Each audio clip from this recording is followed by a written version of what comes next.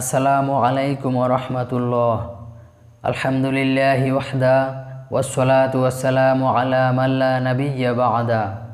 সম্মানিত দর্শক ও শ্রোতা মণ্ডলী, আজকে আমরা নামাজের ফরজ এবং ওয়াজিব সম্পর্কে জানব। নামাজের বাইরে এবং ভিতরে মোট 13 ফরজ। এর মধ্যে নামাজের বাইরে 7 ফরজ, যেগুলোকে নামাজের শর্ত বলা হয়।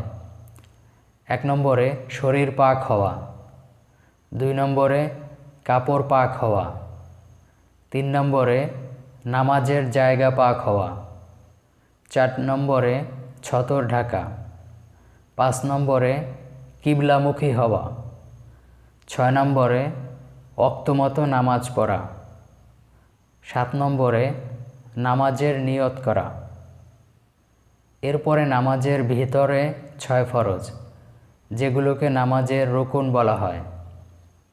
1 নম্বরে তাকবীরে তাহরিমা তথা আল্লাহু আকবার বলা, 2 নম্বরে দাঁড়াইয়া নামাজ পড়া, 3 নম্বরে কিরাত পড়া, 4 নম্বরে রুকু করা, 5 নম্বরে 2 সেজদা করা, 6 নম্বরে আখেরি তথা শেষ বৈঠক করা।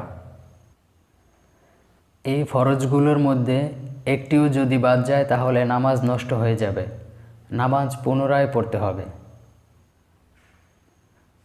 এখন আমরা শিখব নামাজের ওয়াজিব সম্পর্কে। নামাজের মোট ওয়াজিব 14টি। 1 নম্বরে সূরা ফাতিহা তথা আলহামদু শরীফ পুরা পড়া, 2 নম্বরে সূরা ফাতিহা তথা আলহামদুর সহিত সূরা মিলানো, 3 নম্বর রুকু সেজদায় দেরি করা, 4 নম্বরে রুকু থেকে সোজা হয়ে খাড়া হওয়া, 5 নম্বর 2 সেজদার মাঝখানে সোজা হয়ে বসা, 6 নম্বর দরমিয়ানি তথা মধ্যম বৈঠক করা, 7 নম্বরে উভয় বৈঠকে আত্তাহিয়াতু পড়া, 8 নম্বরে ইমামের জন্য কিরাতের আস্তের জায়গায় আস্তে পড়া, জোরের জায়গায় জোরে পড়া, 9 নম্বরে ভিতরের নামাজে দোয়ায়ে কুনুত পড়া, 10 নম্বরে 2 ঈদের নামাজে 6 তাকবীর বলা, 11 নম্বরে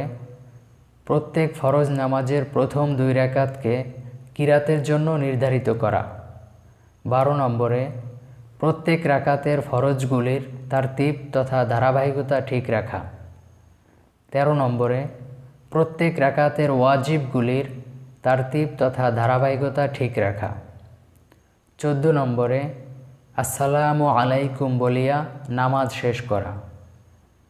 এই ওয়াজিবগুলির যদি একটা ওয়াজিবও ইচ্ছাকৃতভাবে ছেড়ে দেওয়া হয় তাহলে নামাজ নষ্ট হয়ে যাবে, নামাজ পুনরায় পড়তে হবে। কিন্তু অনিচ্ছাকৃতভাবে যদি কোনো ওয়াজিব বাদ পড়ে তাহলে অবশ্যই সাহু সিজদা দিতে হবে। আল্লাহ তাবারক ওয়া তাআলা আমাদেরকে সহি শুদ্ধভাবে নামাজ আদায় করার তৌফিক দান করুক, আমিন। সুবহানাল্লাহি ওয়া বিহামদিহি সুবহানাল্লাহিল আযীম।